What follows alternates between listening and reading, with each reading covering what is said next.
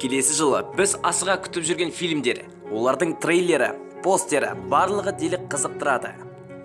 Қазір сіздерге 2019 жылдың үздік фильмдерін баяндаймыз. You turn toward me and look so weak.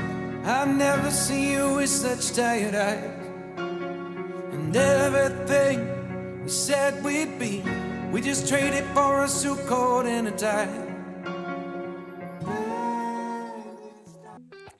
2019 жылы 23 мамырда Алладин фильмі жарық көреді. Ол Disney Pictures кинокомпаниясы ұсынған. Алладин фильмінің режиссері Гай Ричи, актерлық құрамасы ханшайым Жасминнің рөлін актриса Наоми Скотт, Алладиннің рөлін Менна Масуд, Джейннің рөлін Уилл Смит сомдайды. Сюжетінде айтып керек емес, өздеріңіз білетін Алладиннің Жасмин есімді ханшайымға ғашық болып, одан әрі қарай шатырман оқиға, көздің жауын алатын атмосфералар сынды қызық әрі мульти әлемге ұқсас болады. 2010 жылы DreamWorks ұсынған Айдаһарды қалай үйрету керек атты анимациялық фильмінің 3-ші бөлімі 2019 жылға жетті. Премьера 21 ақпанда. Режиссері Дин Дебула. Бұл шынайы анимацияның бюджеті $160 миллион. Инкинг, Астрид, айдаһарларға мінген басқа да шабандоздар жабық әлемді ашып, керемет көрініске куә болып, көптеген айдаһарлар өмір сүретін өлкенің қыр-сырын білу еді. Әкесі Стой қаза болған соң, 20 жылдан кейін Инкингтің анасы Валка қайтып оралады. Фильмнің басы мақсаты Инкинг пен Қызылек өздерінің армандарын орындайды.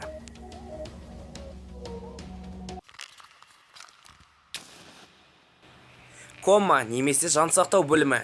Фильмнің режиссері Никита Аргунов. Шығатын жылы 2019 жыл 24 қаңтар. Өмір мен өлімнің арасында аман қалу үшін күресіп жатқан адам туралы. Дарынды сәулетші өте ауыр жол апатына ұшырайды. Жансақтау бөлімінде жатқан адам қалпына келгенше есте сақтау қабілетінен уақытша айырылып, кома кеңістігіне өтіп, терең әлемге тап болады. Нәтижесінде физикалық заңды бұзып, бір бөлменің ішінде бүткіл қала, орман, өзендер, мұздықтар бір бөлменің ішіне сыйып кетеді. Кома кеңістігіндегі әлем тура өмірге ұқсайды. Оның аман қалуын тек фильмнен білесіз. Бір қызға фильмнің тизері 2016 жылы 18 сәуірде тым ерте шыққан болатын. Жаздың ең әсерлі фильмі Арыстан патша. Ол Disney Pictures ұсынған кинокартина 19 шілде айында шығады.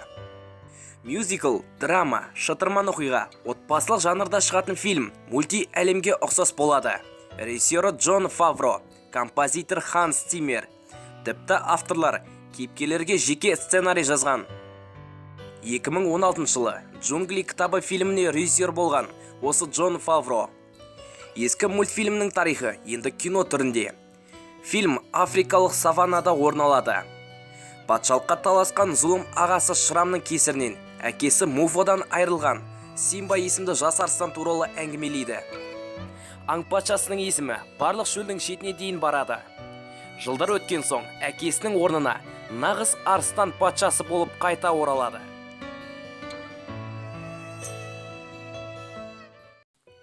Покемон детектив Пикачу фильмі. Фантастика, комедия, детективті жанр. Режиссері Роб Леттермен. Премьера 16 мамыр. Бұрынғы Покемон ойынының оқиғасымен байланысады. Ұлы детектив Гарри Гудмен Покемонның бұрынғы жаттықтырушысы екен. Оқиға барысында Гарри жұмбақ жағдайда жол апатына ұшырап, кейіннен жоғалып кетеді. Оның ұлы детектив Тим Гудмен Райм Сити қаласына найзағай шыққан детектив Пикачуды кездестіреді. Қызық, Пикачудың актері кім екен? Әрине ол Дэдпул. Жоқ, ол Бэтмен. Әрине Райан Рейнольдс. Актер Пикачудың дауысын дыбыстайды. Ал Тимнің рөлін Джастис Смит сомдайды. Пикачу Тимге Гарриді табуға және құпия жұмбақты шешуге көмектеседі. Годзилла монстр королі. Режиссер Майкл Дагерти. Оператор Лоуренс Шер. Кинокомпания Legendary Pictures, Warner Bros. Pictures. Премьера 31 мамыр 2019 жыл. Актерлық құрама: Милли Бобби Браун, Вера Фармига, Кайл Чендлер, Салли Хокинс секілді актерлардан құралады. Ежелде тіршілік пайда болмай тұрып, жерге үстемдік еткен алып қожықтар қазіргі кезде бостандыққа шығады. Олар Мотра, Родан және үш басты Кинг Гидора. Шайқас екі есеге қиын. Годзилла өзінің дәуірінде король болып қалама. Бұл екі талай. Кинг Гидора үш жақтан алтын найзағаймен қыспаққа алса, Родан 30 тонна тридактил дыбыс толқынымен 265 метрге жететін алып қанатымен шабуыл жасауға қауқарлы. Годзилла бұл екеуіне тек атомдық дем арқылы төтеп бере алады. Алып әдемі қанаты бар Мотра бұл фильмде жауыз болмайтыны көрініп тұр. Фильмде соғыспен қираған әлемнің тасталқан болған кейпімен үлкен әсер қалдырады. 2020 жылы Кинг Конг Годзиллаға қарсы шайқасады фильмі дайындалып жатыр. Бұл фильмде Годзилла өзінің король дәурені әлі жүріп жатқанын дәлелдеп, нүкте қоятын сәті келді.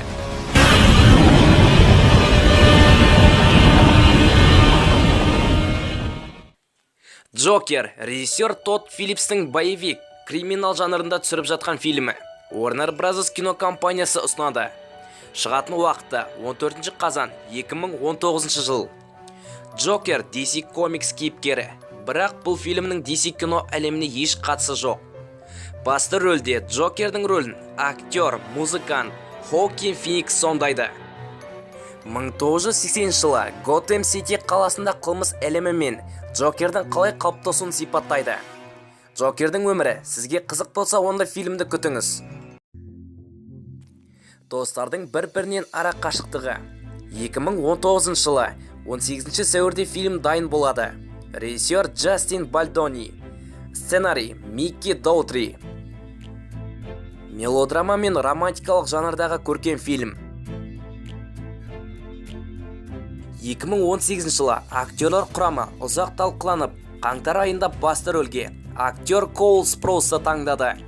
Коул бұл фильмде Уилл Ньюманның рөлін сомдайды. Сәуір айында Уиллдің досы Стелланың рөлін актриса Хейли Лу Ричардсон сомдайтын болды. Уилл мен Стелланың достығы ауруханада басталады. Достар патогендік флораны алмастыруға жол бермес үшін бір-біріне тым жақындамау керек.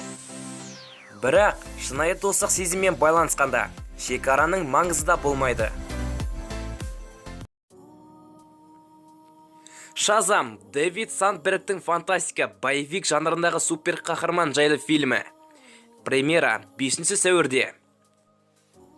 Warner Bros. DC Films ұсынған картина Аквамен фильмінің келесі хронологиясы. Фильмде Шазам мен Билли Бэтсон есімді жас бала болады. Шазам мен Билли бір адам. Билли құпия Шазам сөзін айтқанда есейіп кеткен Биллиді көруге болады. Шазамның рөлін актер Закари Ливай, Биллидің рөлін Эшер Энджел сомдайды. Шазам тура Супермен секілді қабілеті бар кейіпкер. Хеллбой қанды патшалықтың өркендеуі. 2019 жылы 11 сәуірде шығатын фильм боевик, фантастика, фантазия жанрында шығатын болады. Кинокомпания Lionsgate Pictures. Тақтар ойынының режиссері болған Нил Маршалл. Оператор Лоренцо Сенаторе. Сюжет сол байғы Хеллбойдың шайқасы. Тапсырма бойынша Хелл Англияға жол тартады. Онда зұлымдық әлемі орналасқан қанды патшалықты тоқтатады. Хеллбойдың рөлін Дэвид Харбор сомдайды. Триллер әзір дайын емес. Бақытты өлім күні. 2019 жылы 14 ақпанда Валентин күніне орай шығады. Режиссер Кристофер Лэндон, продюсері Джейсон Блум. Қорқынышты, слэшер, комедия, детективті жанр. Түпнұсқалық фильмнің сюжеті. Трэш Гелман атты қыз туралы. Тек өзін ғана ойлайтын және өзгелерді қиялдамайтын әдеттегі жоғарғы көтеріңкі колледж ханшайымы. Алғашы күні Трэштің туған күні болады. Кешке сауық кеш аяқталған соң, қасақана бір маньяк оны өлтіреді. Бірақ ол қайта оянғанда тірі. әрі кешегі оқиға тура бірдей қайталанады. Бірақ бұл тек бастамасы. Кеш батысымен маньяк іске кірісіп, қызды өлтіруге көшеді. Осыдан кейін бұл күн қайтадан қайталанып келеді. Және қайтадан, және тағы да. Ол қаншердің кім екенін білмесе, онда бақытты күндері жалғаса береді. Жанындағы достары Райан мен Картерге де осындай оқиға қайталанып, кешке әрдайым еріксіз өлімді күтеді.